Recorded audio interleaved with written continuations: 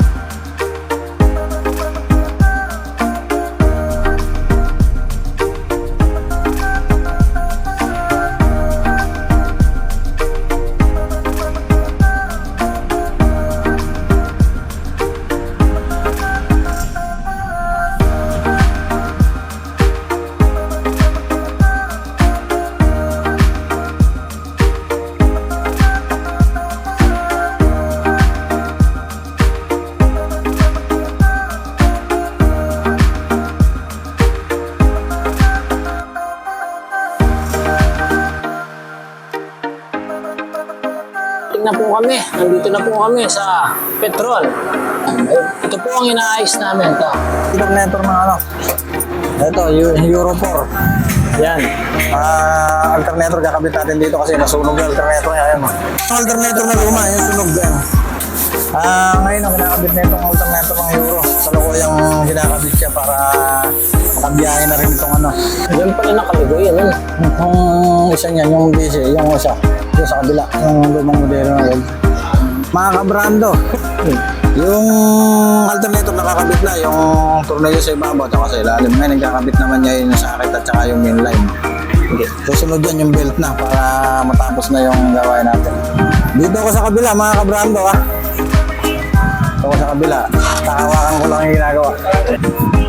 Kasot ako sa ilalim.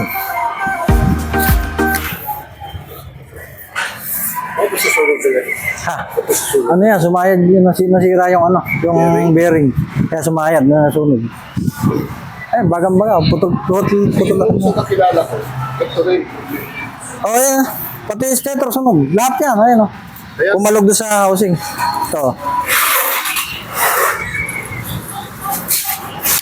Tanggal. Maganda pa pa rin mga lumang ano. Oo.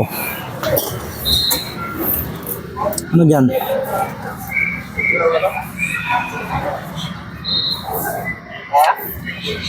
Wala bang ano dito?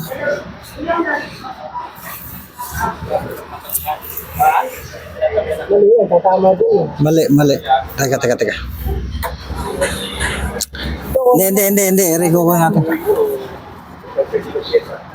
Kirindini. No. Ayan, pagkanom. Tama, di ba?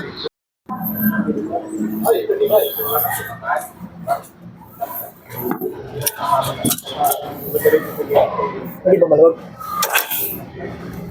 Ayos lang siguro. Medyo. Konti lang. Pero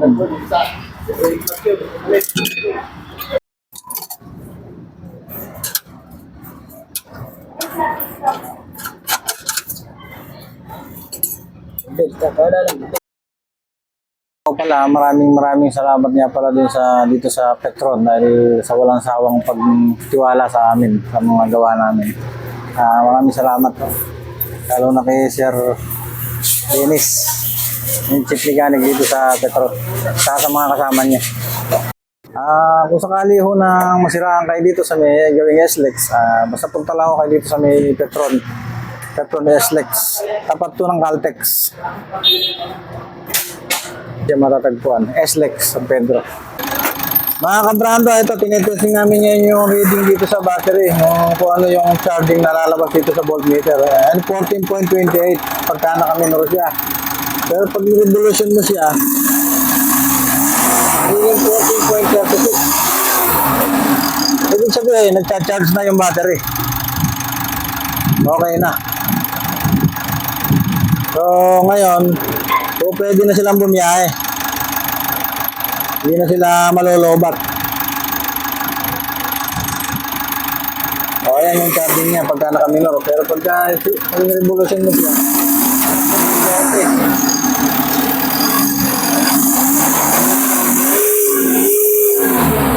Kaso 14. Okay.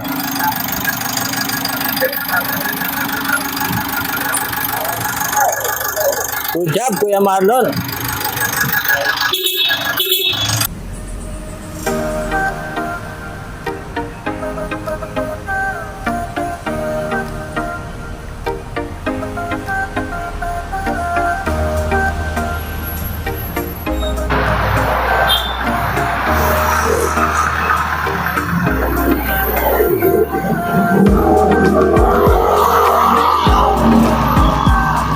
Ito po, malapit na po matapos ulit ang ating ginagawa ngayon. Bali, ang shop po na to ay ang Santo Niño branch. At ito po, ano, tapat lang po kami sa Sapra Motor. At nag-share ang gas station. Kaya po, isang na po na sir para testing na po. Okay na si sir.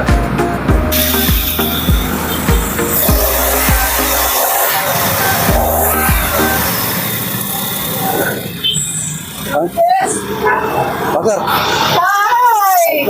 Kaya tayo ko na yan ako ha. Oh, sir. Wala nang problema. Yes! Pag nawala na yung ano, Wala na ingay. kinakabahan ako pag ginawa natin tapos sa water. Pag naman, malaking gawa yun. No? Gasos na naman po yun. Abala rin naman kitakali. Pero ano naman ako, na-help na ako. Wala na yung ano eh. Wala na yung ano. Alin na po yung manin, gumagaral-gal. Parang bakal sa bakal ang nangyayari ganun. Ilang araw nang na-ring. Pag-check ko na agad. Hindi ko alam kung saan siya nagpa-diagnose. Bakit niya nasabi ka ito ito. So ngayon si Kuya Alvin, tatanungin po natin kung ano po yung ginawa natin ngayon dito. Kuya Alvin, ano po ba yung ginawa natin? Ay sir, kumbaga replace alternator assembly. Ang Suzuki Espresso. Suzuki Espresso. Assembly sa palit assembly sir. Gawa na low charging saka nagkakos din ng ingay. Kaya mas binuti ng customer na mag-avail na lang ng assembly. Kaysa pa-repair. Basta naman po i-repair, assembly na po. Mga dati na po namin customer. Katulad po ni Boss, ngayon lang pala po ulit nagpagawa. Nandun na po lagi na video namin kung nasaan po ang aming mga branches para hindi po kayo mahirapan na maghanap. Ito po, kausapin ko po yung customer namin na ngayon lang po siya napunta dito sa aming shop. First time na dito ako nagpagawa. Pero nakikita ko na itong shop na ito. Buti nga dito ako napadpad. Na ganda ang gawaan. Tsaka okay. Ano to? Ma-recommend din niyo po ba kami sa iba? Ma-repair niyo kami gusto Oo. sa kanya. Yung lahat ng mga may sasakyan, alam ko, dalawa sasakyan na. Eh dito ko na talaga ituturo magpagawa. Kasi walang hassle dito, may pyesa, malinis ang gawa. Dito, 100% nakakasigurado pang okay ang gawa. Ano na yun, success eh. Nawala ingay. Maganda naman po siya ngayon.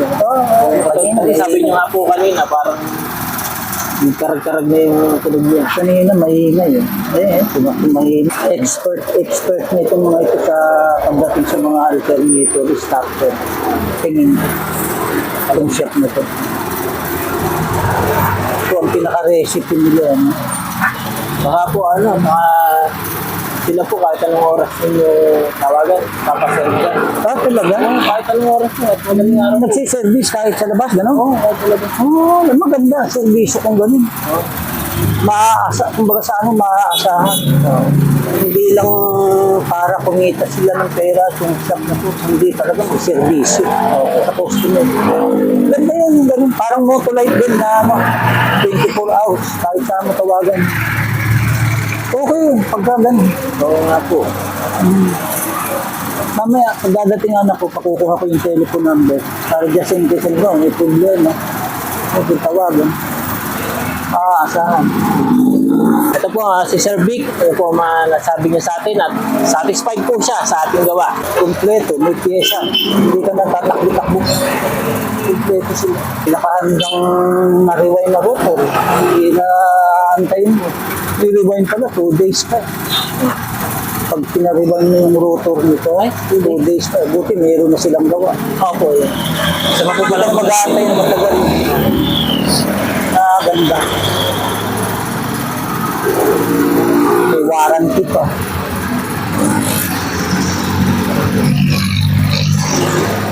Matinong shop ko, tingin ko. Yun ang hanap ko talaga, yung shop na pwede kong hindi yung kung kanino papagawa. Mura nga sumingin. Ano naman ang gawa? Baboy. Alaula. meron din po palang ganun. Di ba rin medyo mahal na konti sumingin? Ay pagkakatiwala mo naman sa kanila yung gawa. Maraming po salamat. Malinis, may pyesa. Wala ka na nga natin, wala akong hassle. Pera lang ang kailangan na may-ari. Pero sa gawa, walang hassle. Okay dito. Maraming po salamat, boss. Sa pangalan po ng boss namin. Salamat po. Thank you. Rotor mo na namin kami nasunog. Rotor. Pinato na rin yun. Pinapalitan ko na kasi sayang ipapakabit ko. Mag-aari mo lang tayo. Hindi pa sa isang buwan. Pag nasunog yun. Kaya mabagal mo po ba? Nabayad ka rin naman. Itanggal niyo pa yung tambusan. Hindi na. Yan na lang nilang dismantle. Ilang nalagi na hindi nila ito. Walang basta ano naman, tak na. May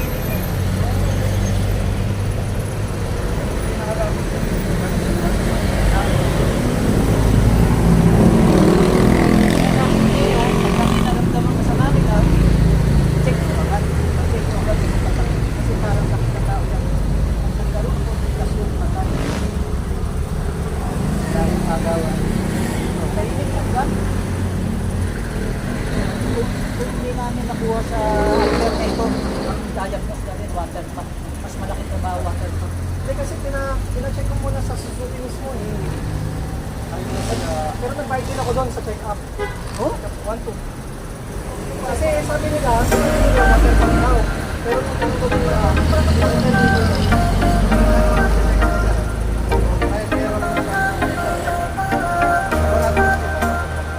pina-under ko hindi ko sinasabi sa diagnos namin, alternator o water pump.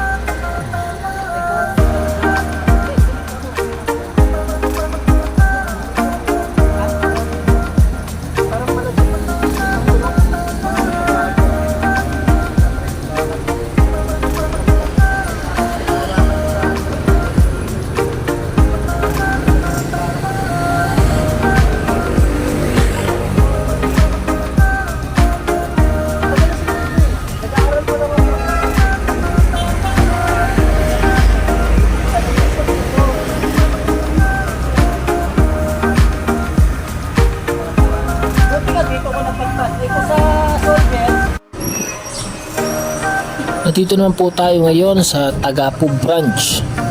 Dito po ito sa Santa Rosa, Laguna. Tatagpuan nyo lang po ito dito sa may stoplight boundary ng Binyan at ng Santa Rosa. Papasok po kayo. At katapat lang po kami ng Pestastic.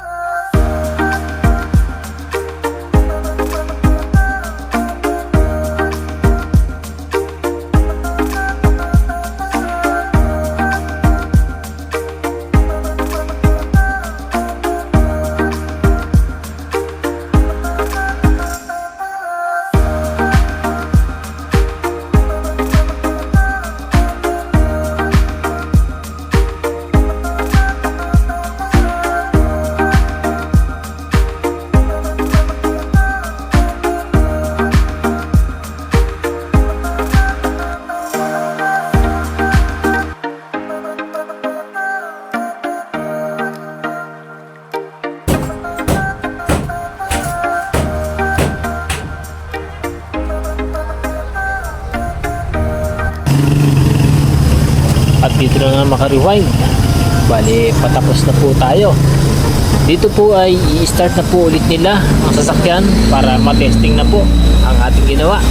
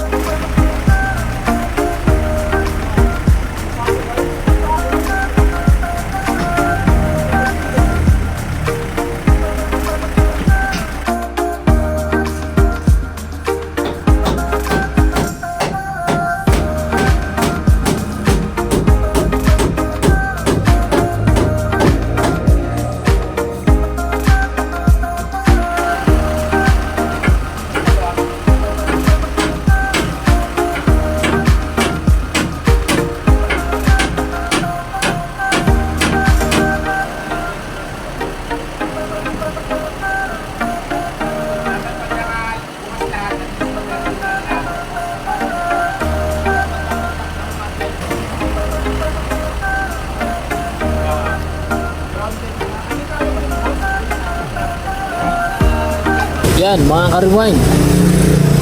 At kung naghahanap po kayo ng aayos po sa inyong mga sasakyan o magpapa-rewind, nandito lang po ang Tagapo branch. Makikita nyo po ito dito sa may bandang stoplight, sa may boundary ng Binyan at ng Santa Rosa. Pasok po kayo papuntang bayan ng Santa Rosa. Kami po ay tapat na tapat mismo ng Pestastic. At dito na po nagtatapos ang ating gawain mga ka-rewind. Maraming pong salamat sa inyo lahat. Bye-bye!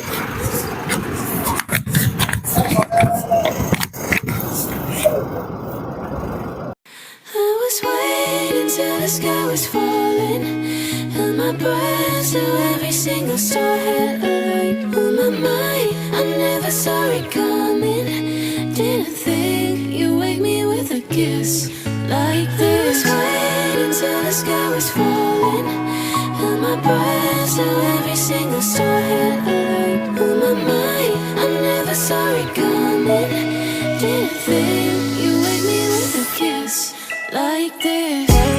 like this. Waiting till the sky was falling.